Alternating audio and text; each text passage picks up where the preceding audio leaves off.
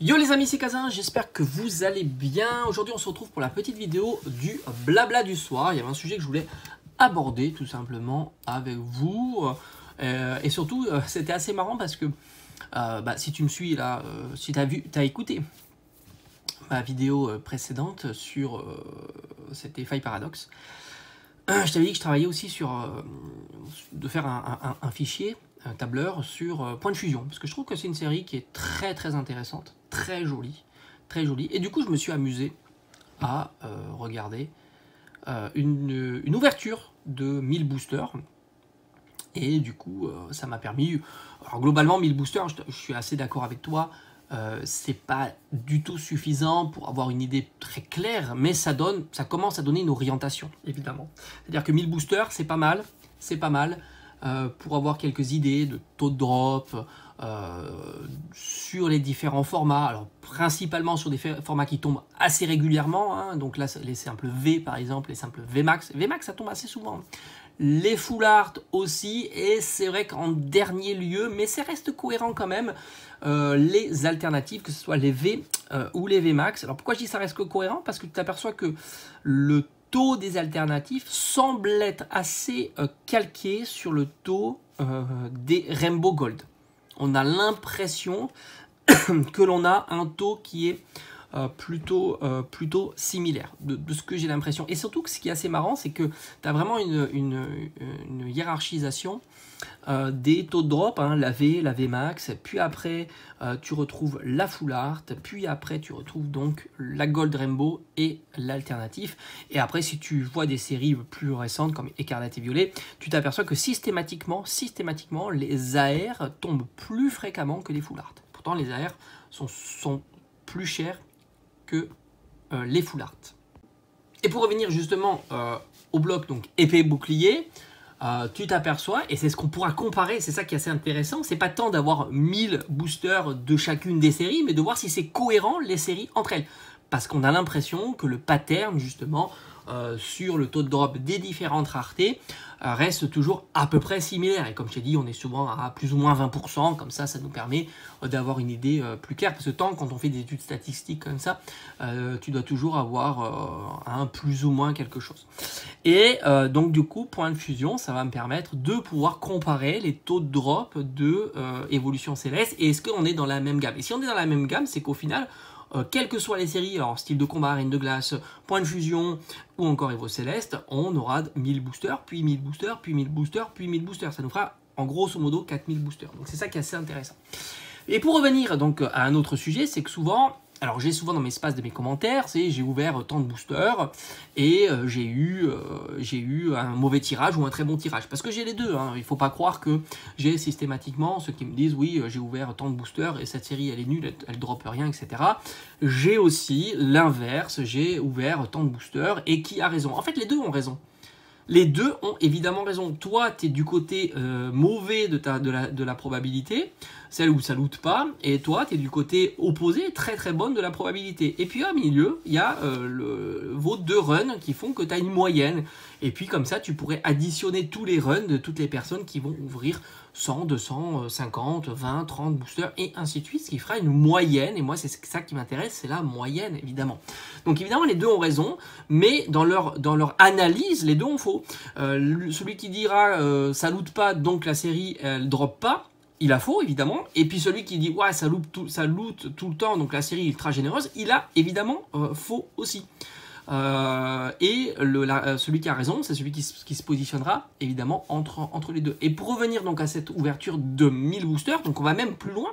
Parce que certains pensent aussi qu'il y a des cartes, par exemple dans une rareté définie, je sais pas, je prends au hasard Point de Fusion. Tiens, on va regarder Point de Fusion, on va se dire, tiens, le Mentali ou l'Ectoplasma, ce sont les deux alternatives les plus chères.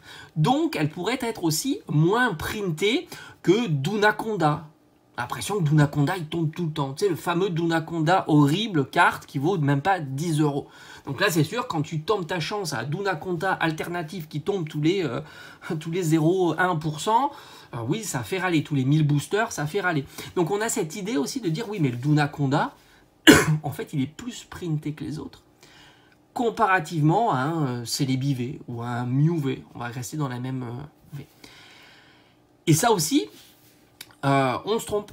On se trompe. Alors déjà, pour avoir l'information, il faudrait ouvrir vraiment une quantité astronomique de boosters pour voir vraiment s'il y a des cartes qui sont plus printées que d'autres. Et ce ne sera certainement pas avec 1000 boosters que, on va dire, ça serait suffisant.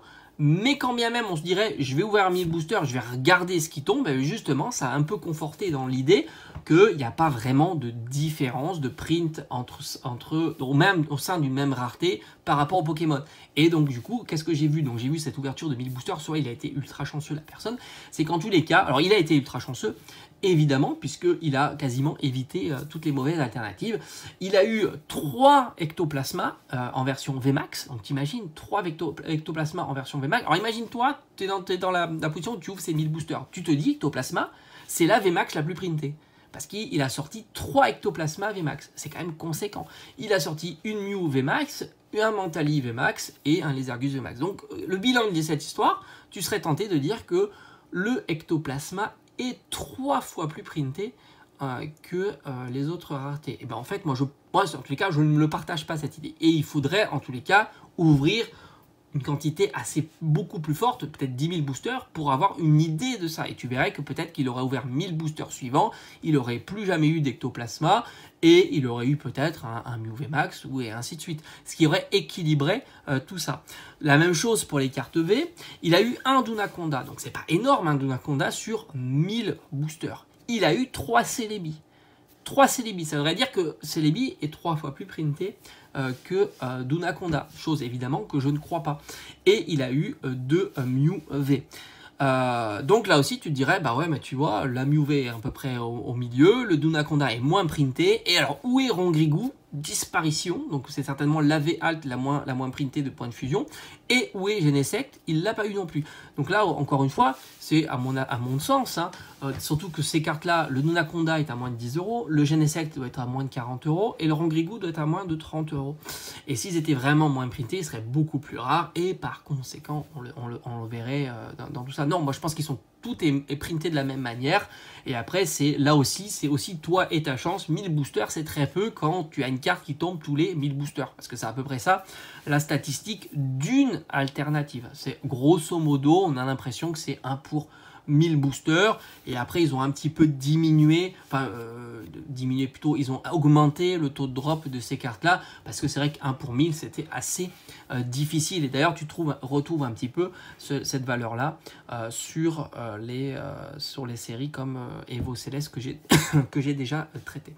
Et pour revenir donc un peu plus en mathématiques, tu fais une simulation, tu décides de ouvrir par exemple 100 boosters avec justement une alternative aléatoire qui tombe tous les 2%.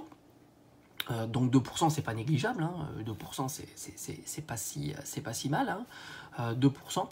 Et ben tu t'aperçois que ta probabilité d'avoir 0 ultra c'est 13%. Donc il y a beaucoup de personnes qui vont ouvrir 100 boosters et qui vont avoir aucune alternative. C'est quelque chose qui arrive. C'est pas le pourcentage le plus fort, mais il est loin d'être négligeable. Et c'est ça qui fait que on ne peut pas se fier à son propre run. Et si on devait se fier à son propre run, il faudrait, disons, commencer à ouvrir au moins 1000 boosters pour avoir un visuel plus clair. Et quand bien même tu ouvres 1000 boosters, tu peux être ultra malchanceux. Et je pense que du coup, à partir de 1000 boosters, là, tu vas t'approcher, quand tu es une proba drop de à peu près 2%, 1000 boosters, ça semble être plutôt intéressant. Et là, tu vas t'approcher aux bonnes valeurs. Mais du coup, si tu veux cibler une alternative qui va tomber, elle, pas tous les 2%, mais souvent 1/10 de ces 2%, ben là, il faudrait plutôt ouvrir dans les 10 000 boosters pour voir si principalement tu as des alternatives qui seraient printées plus que d'autres, mais ça reste conséquent. Imagine 10 000 boosters, c'est très, très compliqué. Alors ça serait génial hein, si on pouvait avoir de vidéos d'ouverture de 10 000 boosters. Moi, ce que j'ai vu, le max, c'était 1000 boosters, hein, ce qui est très conséquent pour un taux d'une rareté. Je pense que ça marche très bien. Après, pour le reste, ça reste plus compliqué. En tous les cas, je vais continuer évidemment à regarder l'ensemble de ces séries-là, les séries qui, à mon sens, semblent être les plus intéressantes dans l'avenir. Ça veut dire les séries qui proposent des cartes alternatives, que ce soit milieu de bloc, épée et bouclier, donc comme on a vu, style de combat, règne de glace, point de fusion, Evo Céleste, fin de bloc, épée et bouclier, star étincelante, astre radieux, origine perdue et tempête argentée, et évidemment EV1, EV2, EV3, EV4, EV5, les séries alternatives, les séries .5 aussi, tout ça me semble très intéressant. Voilà, pour l'instant de ce qu'on a vu, la série la plus intéressante, entre guillemets, non, pas la plus intéressante à ouvrir, parce qu'il faut voir toujours le ratio prix du booster et espérance, on va dire, de ce que tu peux avoir.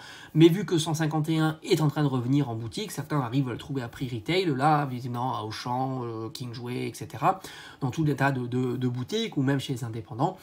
Du coup, on a vu qu'on était quasiment à 8 € du booster, ce qui est colossal, évidemment, encore une fois, si tu ouvres beaucoup de boosters, sinon c'est toi et ta chance. Et du coup, c'est la meilleure série en termes d'espérance, hein, c'est le plus haut que j'ai fait, mais bon, j'en ai fait très peu, hein, au final. On va rajouter cette de base, ça peut être très intéressant, en plus le travail n'est pas colossal pour cette de base.